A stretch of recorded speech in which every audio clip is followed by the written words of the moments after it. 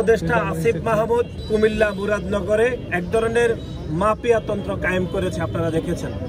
বাংলাদেশ জাতীয়তাবাদী ছাত্র দলের কেন্দ্রীয় কমিটির সাধারণ সম্পাদক নাসির উদ্দিন নাসির বলেছেন, উপদেষ্টা আসিফ মাহমুদ কুমিল্লার মুরাদনগরে মাফিয়া তন্ত্র কায়েম করেছেন। তিনি বলেন, যারা জুলাই এবং আগস্টে ফ্যাসিবাদ বিরোধী আন্দোলন করেছেন, গত 17 বছরে যারা জেল খেটেছে 5ই আগস্ট এর পরেও আসিফ মাহমুদ সে সকল নেতাকর্মীদের জেলে প্রেরণ করেছেন। পুরো বাংলাদেশে ইতিবাচক রাজনীতি থাকলেও কুমিল্লার মুরাদনগরে ইতিবাচক রাজনীতি নেই। সোমবার দুপুরে কুমিল্লার মুরাদনগর উপজেলার সিনিয়র যুগ্ম আহ্বায়ক নাজিম মাহমুদ সহ বিএনপি ও অঙ্গ সংগঠনের 13 জন নেতাকর্মীকে কুমিল্লা জেলখানায় দেখতে এসে সাংবাদিকদের একথা বলেন তিনি। নাসির উদ্দিন বলেন, ছাত্র দলের সিনিয়র যুগ্ম আহ্বায়ক নাজিম মাহমুদের গ্রেফতারের খবরে তার মমতাময়ী মা হার্ট অ্যাটাক করে মৃত্যুবরণ করেন, যা অত্যন্ত বেদনাদায়ক। তিনি বলেন, উপদেষ্টা আসিফ মাহমুদ তার পছন্দমতো মুরাদনগরকে পরিচালনা করছে। মুরাদনগরের ফেসিবাদ আওয়ামী সরকারের কোনো নেতাকর্মী জেলখানায় না থাকলেও বিএনপি ও অঙ্গ সংগঠনের 13 জন নেতাকর্মীকে জেলে রাখা হয়েছে। তিনি দ্রুত সময়ে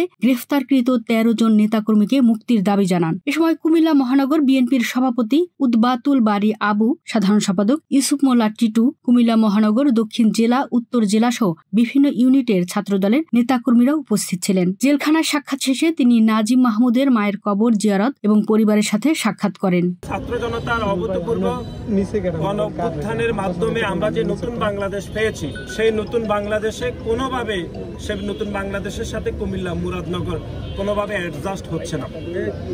নতুন ছাত্র সংগঠনের যে কয়জন উপদেষ্টা হয়েছেন ছাত্রদের থেকে, সেই উপদেষ্টা আসিফ মাহমুদ কুমিল্লা মুরাদনগরে এক ধরনের মাফিয়া তন্ত্র কায়েম করেছে, আপনারা দেখেছেন। যে যারা জুলাই এবং আগস্টে খুনি হাসিনার বিরুদ্ধে আন্দোলন সংগ্রাম করেছে, তার পূর্বে খুনি হাসিনার বিরুদ্ধে আন্দোলন সংগ্রাম করতে গিয়ে একাধিকবার জেলে গিয়েছে, তারা গণঅভ্যুত্থান পরবর্তী সময়ে দুঃখজনকভাবে তারা জেলে রয়েছে। এটি অবশ্যই আমরা মনে করি বাংলাদেশের সকল নাগরিক এবং গণমাধ্যমের আমাদের যারা সহকর্মীরা রয়েছে তাদেরকে এই বিষয়টি অত্যন্ত গুরুত্ব আরোপ করা উচিত যে পুরো বাংলাদেশ ইতিবাচক রাজনীতিতে থাকলেও কুমিল্লার মুরাদনগর কোনোভাবে ইতিবাচক রাজনীতিতে নেই। এখানের একজন উপদেষ্টা, আমরা আবারও বলছি, এখানে মাফিয়া তন্ত্র কায়েম করে ওনার পছন্দ মতো তিনি এই কুমিল্লা মুরাদনগরকে পরিচালিত করছেন।